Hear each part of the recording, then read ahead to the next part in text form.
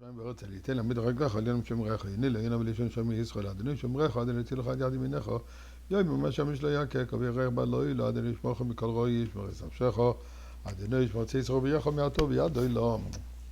Let's give some tzedakah and let's share a Dvar Torah.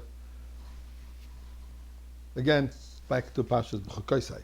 Yesterday we spoke about the fact that these beautiful blessings that Hashem is giving us at the beginning of Parshas B'chokosai as a result of us following Torah mitzvahs is not a compensation, is not a reward.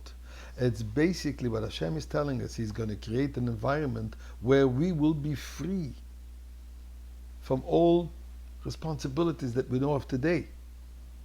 Work, business, mundane effects, preparing food, preparing life to live, which takes up so much time of our day. In the time of good, we won't have to do this. Everything will be plentiful, everything will be available.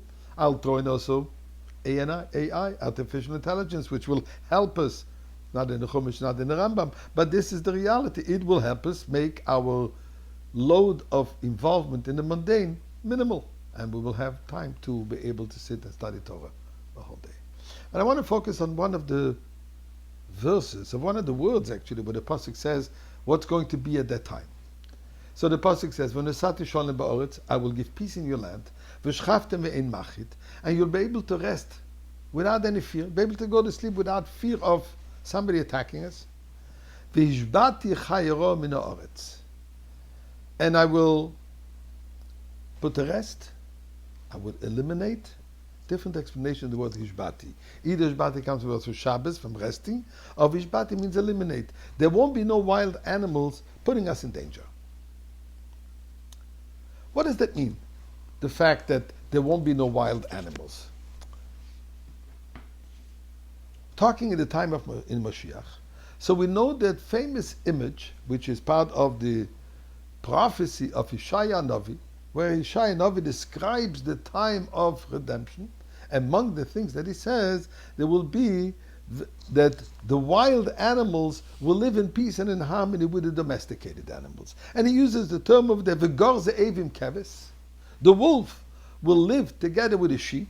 V'namarim g'di, and the leopard will, with the goat, be best friends. As the famous Isaiah wall, which in the UN, united only to herd Jews. But the wall is there, and the message is there, and the message is a true one. So what is this? Is this an actuality, or is this some kind of an image referring to something else?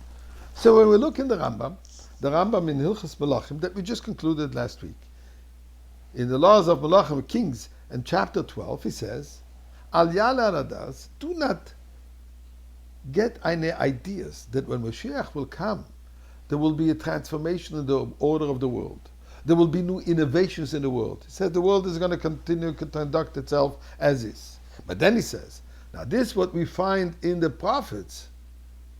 Those images, those descriptions, which are obviously changing, such as he quotes, the wolf with the sheep, with the lamb lying together, the aggressive animal, the wild animal, peacefully living with the domesticated animals. He says this is just allegoric.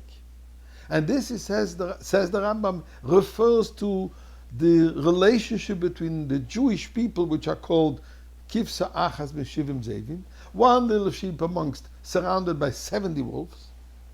And at that time, we will not have to be afraid of them. We will live in peace and harmony with us. They will let us live in peace. They will stop hurting us. They will stop pursuing us. They will stop terrorizing us. They will stop threatening us. There will be a peaceful, wonderful life. So that's what the Rambam says. And the same vein, he explains all the other images.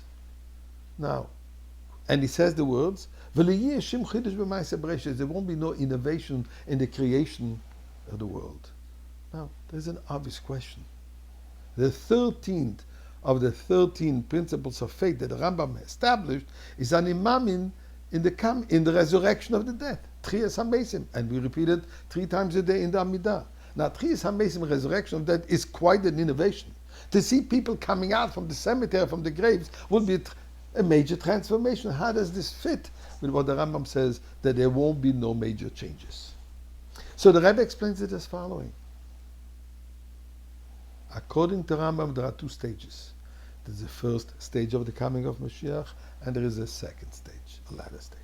In the first stage, there won't be no radical changes. There will be a perfect world where humanity will live as human beings. There will be peace and harmony amongst all the people, and this will be a change, which is quite a change, by the way.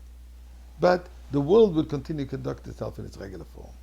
And the second stage, that's when it's going to be the transformation of the world, including Tchias HaMesim, including where the soul will receive its nourishment from the body contrary to what is now.